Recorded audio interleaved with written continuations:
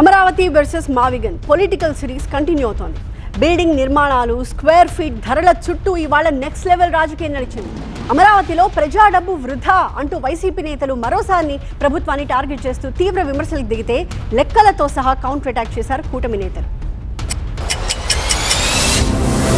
అమరావతి కాదు మా రాజధాని మావిగన్ అంటూ నయా నినాదాన్ని ఎత్తుకున్న వైసీపీ ప్రతిరోజు కూటమి ప్రభుత్వాన్ని కార్నర్ చేస్తుంది.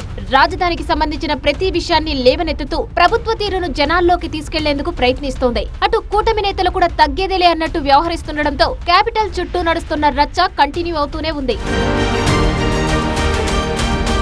అమరావతి పేరుతో కోట్ల రూపాయల ప్రజా డబ్బు వృధా అవుతోందంటూ చంద్రబాబు ప్రభుత్వంపై మండిపడ్డారు వైసీపీ సీనియర్ నేత మాజీ మంత్రి పెద్దిరెడ్డి రామచంద్రారెడ్డి. దోచుకోవడానికి తప్ప రాజధాని దేనికి పనికిరాదన్నారు. జగన్ మావిగన్ ప్రతిపాదనపై తప్పుడు ప్రచారం చేస్తున్నారని ఫైర్ అయ్యారు పెద్దిరెడ్డి.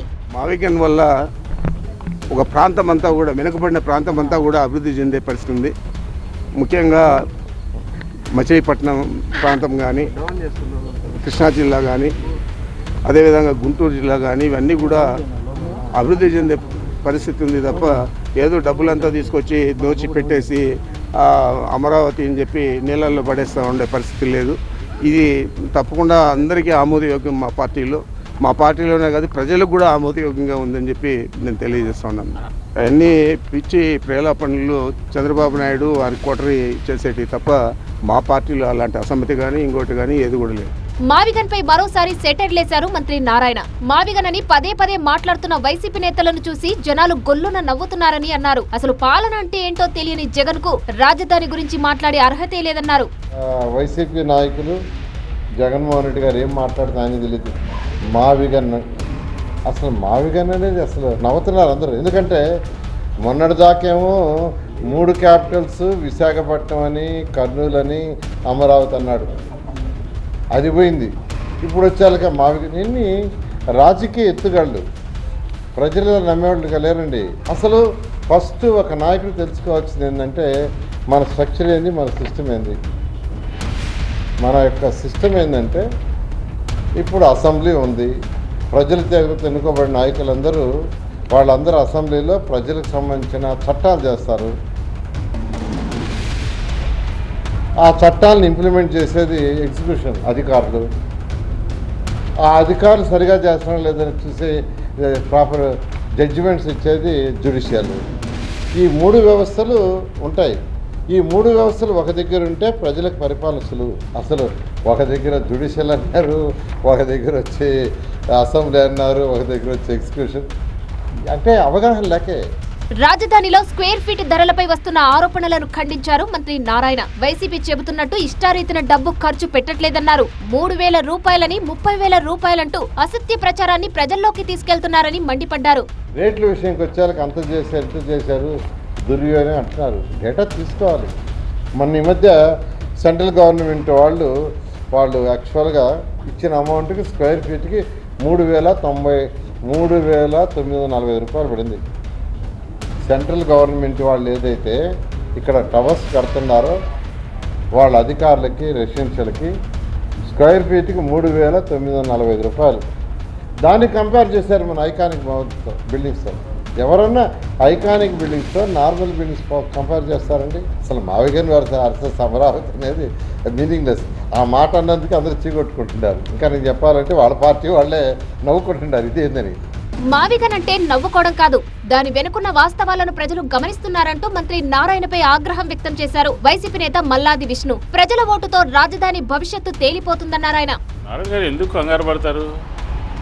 క్లియర్గా రాష్ట్రం అప్పుల పాలు కాకుండా, రాష్ట్రం మీద ఆర్థిక భారం పడకుండా, ప్రజలకు ఇబ్బంది లేకుండా, తక్కువ ఖర్చుతో, అవినీతి లేనటువంటి రాజధాని నేషనల్ హైవేకి గుంటూరు విజయవాడ మచిలీపట్నం మధ్య తీసుకురావాలి అని చెప్పని స్పష్టంగా చెప్పారు. అది చూసి నవ్వుకుంటున్నారని చెప్పని మీరు అంటారు. నవ్వుకుంటారో లేకపోతే ఎవరైనా రాబోయే రోజుల్లో ఏడుస్తారో ఇవన్నీ కూడా ప్రజలే నిర్ణయిస్తారు, కాలం నిర్ణయిస్తుంది. ఎన్నికల్లో రాష్ట్రం అప్పుల పాలైపోవడం ప్రజలు హర్షిస్తారా? అవినీతిని హర్షిస్తారా? లేకపోతే దీర్ఘకాలంగా అప్పులు చేసి కట్టేటటువంటి దాన్ని ప్రజలు హర్షిస్తారా, అన్ని ప్రాంతాల అభివృద్ధిని హర్షిస్తారా, అన్ని నియోజకవర్గాల అభివృద్ధిని హర్షిస్తారా, ఏం జరుగుతుందో వెయిట్ అండ్ సీ. రాజధాని విషయాన్ని పక్కదారి పట్టిస్తూ రాజకీయాలు చేస్తున్న వైసీపీకి తగిన బుద్ధి చెప్పాలన్నారు ఏపీ బీజేపీ చీఫ్ మాధవ్. ఆ విధంగా అన్ని ప్రాంతాల రీజనల్ ఇంబ్యాలెన్స్ లేకుండా ఉండే విధంగా ప్రయత్నం చేస్తాం. మనకి ఒకటి రాజధాని, కానీ అన్ని రాజధాని తరహాగా ఆలోచన చేసే పద్ధతి ఈ కూటమి యొక్క ఆలోచన. ఆ విధంగానే ముందుకెళ్తాం. ఇవాళ జనాల మధ్యలో ఒక ఆలోచన తీసుకొచ్చే ప్రయత్నం ఏదైతుందో ఆ ప్రయత్నాన్ని తప్పనిసరిగా మనం తొక్కాల్సిన అవసరం ఉంది. అలాగే అభివృద్ధి జరుగుతున్న తీరుని నిరోధించే ప్రయత్నం పెద్ద ఎత్తున జరుగుతుంది. ఆ యొక్క జరుగుతున్న కుట్రలే ఇవన్నీ రకాల ఆలోచనలు. అంటే పక్కదారి పట్టించి పక్క వైపు ఆలోచన చేసి ఒక రాజకీయ లబ్ధి పొందడానికి జరుగుతున్న ప్రయత్నం కనుక మనందరం కూడా ఇటువంటి ఆలోచన క్రమాన్ని తప్పనిసరిగా మనం దాన్ని పూర్తి స్థాయిలో నిరోధించాలి, దాన్ని తరిమి వేయాలి. దాన్ని మన అటల్ బిహారీ వాజ్పేయి గారు చెప్పినట్టు will crush the crushing mind set అని చెప్పి. కేవలం రాజకీయాల కోసమే మావిగన్ నినాదాన్ని జగన్ ఎత్తుకున్నారని మంత్రి సత్యకుమార్ విమర్శించారు. 3 రాజధానులు జగన్ ను నిండా ముంచితే ఈ మావిగన్ మాత్రం అసలు రాజకీయ భవిష్యత్తే లేకుండా చేస్తుందన్నారు. దీని వెనకాల కుట్రపూరితం. ఇది 3 ప్రాంతాల మధ్య వైషమ్యాలు పెంచి దాని ద్వారా రాజకీయ లబ్ధి పొందాలని ప్రయత్నం అప్పుడు చేశారు. సరే, ఇప్పుడు మళ్ళీ ప్రజలు అదే దీని మీద ఎన్నికలకు వెళ్ళారు. 3 రాజధానులు అమరావతి అని ప్రజలు అమరావతికే ఓటేశారు. 11 సీట్లకు పరిమితం చేశారు. ఇప్పుడు మళ్ళీ కొత్తగా తీసుకొచ్చి మావిగన్ అనే ఒక అసంబద్ధమైన వాదనని ముందుకు తీసుకొచ్చారు. అది అవగాహన రాహిత్యంగా చేశారా, లేదా కుట్రపూరితంగా చేశారా, లేదా అనాలోచితంగా చేసిన దాన్ని తర్వాత వెనక్కి వెళ్ళలేక దాని మీద ముందుకు వెళ్తున్నారా చూడాలి. ఎందుకంటే వెనక్కి వెళ్ళడం, యూటర్న్ తీసుకోవడం, విశ్వసనీయత లేకపోవడం అనేది జగన్మోహన్ రెడ్డి గారికి ఆయనకు వెనత పెట్టిన విద్య. ఆయన ప్రజలందరికీ కూడా ఆయన విశ్వసనీయత మీద అందరికీ తెలిసిన విషయమే. కాబట్టి మావిగన్ మాట్లాడారు. పోనీ మావిగన్ మీద నిలబడ్డారా, మళ్ళీ మరుసటి రోజు వచ్చి విజయవాడే రాజధాని అని. అంటే ఈ రకంగా ఒకదానికి పొంతన లేకుండా తను మాట్లాడిన మాటలనే మళ్ళీ వెనక్కి తీసుకుంటూ మాట్లాడుతుంటే ప్రజలు గమనిస్తున్నారు. ఈ విషయాల్ని ప్రజలు గమనిస్తున్నారు.